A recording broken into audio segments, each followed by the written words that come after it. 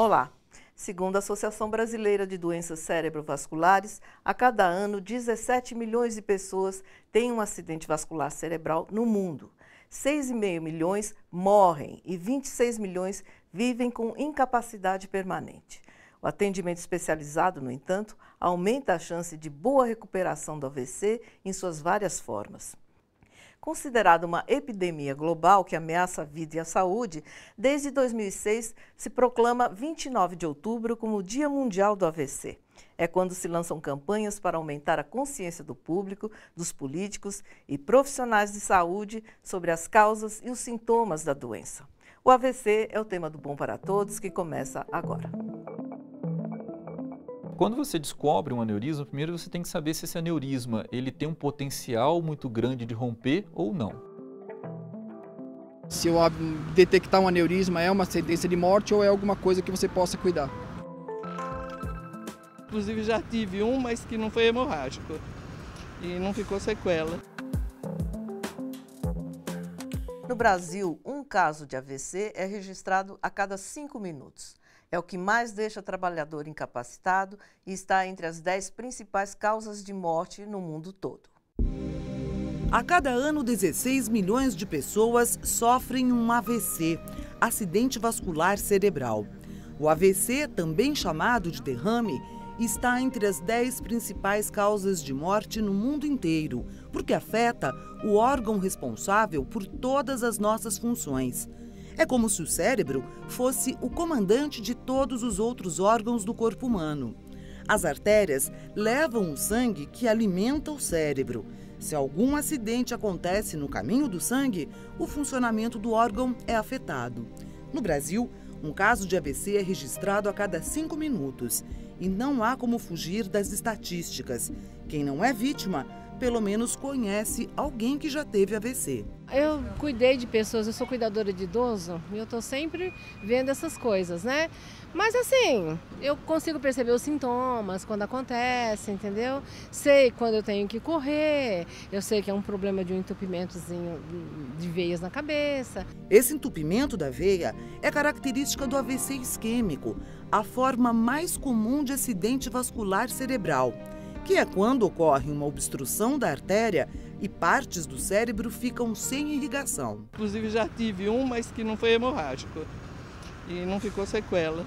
E como é que foi o seu AVC? Aí comecei a passar mal, vertigem, fiquei adormecida e fui para o hospital e era um AVC. Já no AVC hemorrágico, há um rompimento da artéria. O sangue escapa de seu curso natural e invade o cérebro. Nos dois casos, os sintomas são bem parecidos. Quanto mais cedo o socorro, maiores as chances de recuperação. De acordo com o Ministério da Saúde, o AVC é a doença que mais deixa trabalhadores incapacitados no Brasil. É também a primeira causa da morte dos brasileiros. A boa notícia é que a maioria dos casos de AVC podem ser evitados. Nosso convidado de hoje é o neurologista Leandro Gama Cerqueira, do Hospital Alemão Oswaldo Cruz. Tudo bem, doutor Leandro? Tudo bem, boa tarde.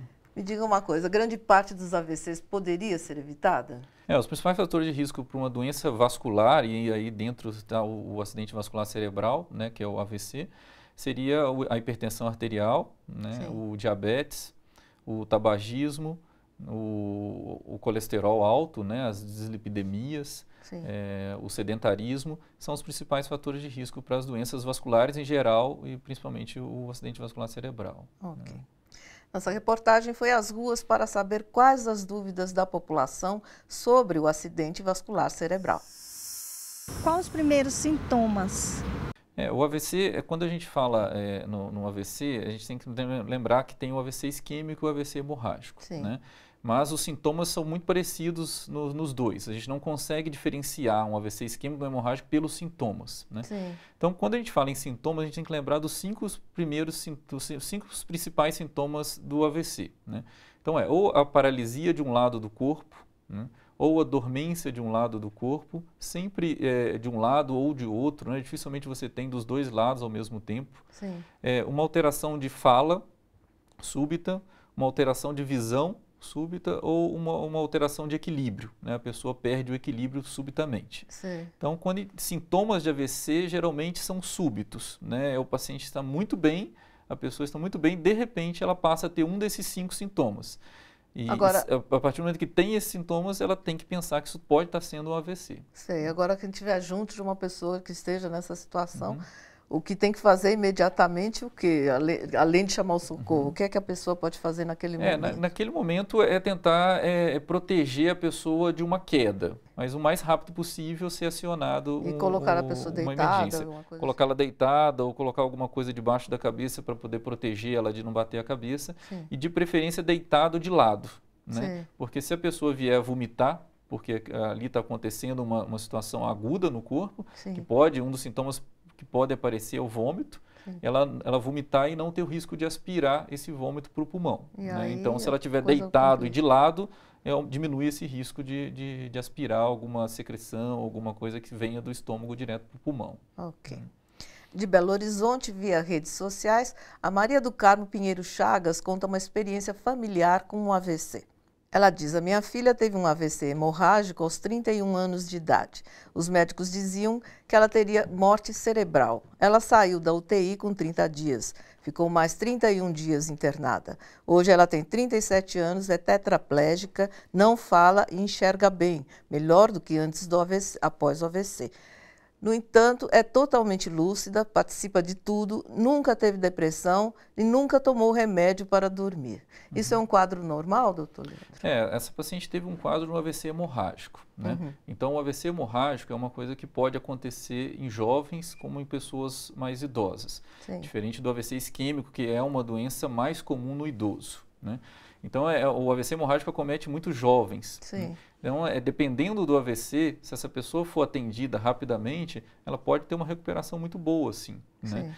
Muitas das vezes precisa ser submetida a alguma cirurgia para poder drenar esse sangramento que teve dentro do cérebro. Sim. Então, depende do atendimento rápido. Né? Quanto mais rápido ela for atendida e diminuir a quantidade desse sangramento que está ocorrendo no cérebro, a chance de recuperação é muito boa.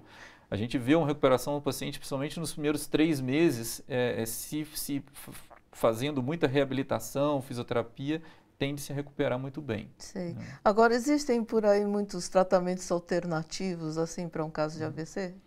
Existe, né? Existem muitas medicações que são ainda em testes, que são testadas para poder tentar evitar um aumento do sangramento ou para poder tentar regenerar um cérebro que acabou morrendo uma parte daquele cérebro. Só que ainda não tem nada muito provado de que a gente possa regenerar células que se perderam. Né? O que a gente faz hoje é reabilitar para que áreas que não morreram possam tomar conta daquelas que o paciente perdeu. E ele possa voltar a ter os seus movimentos, a sua vida normal por uma área que não teve sofrimento. Né? Ainda é a melhor forma de tratamento. Ainda é a melhor forma, exatamente. Ok.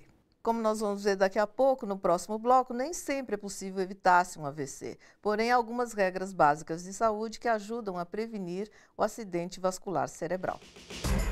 Por se tratar de um problema vascular, todos os fatores de risco para as doenças cardíacas também devem ser levados em conta na prevenção do AVC.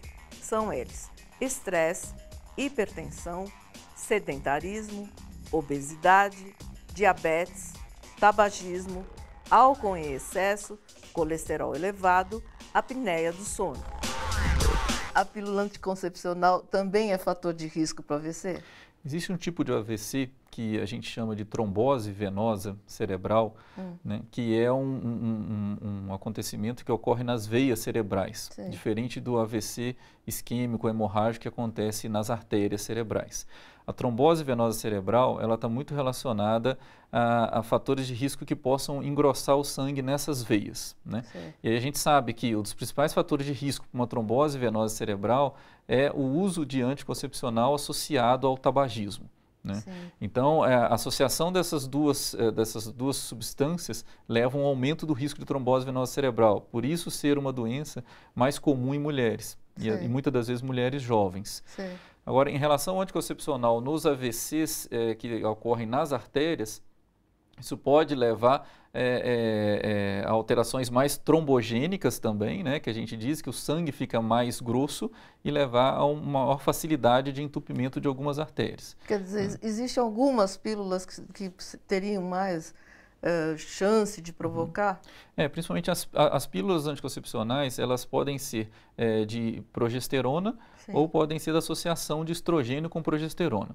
As que têm a associação de estrogênio com progesterona, aí por causa mais do estrogênio, elas têm um maior risco de provocar alterações vasculares cerebrais, mas principalmente as tromboses venosas cerebrais. É bom saber disso, né? No próximo bloco, o AVC pode acontecer com qualquer pessoa, mesmo as que cuidam bem da saúde. A culpa é do estresse. Esse clima de ódio generalizado que está espalhado por todo o país, isso gera um estresse, gera uma tensão grande.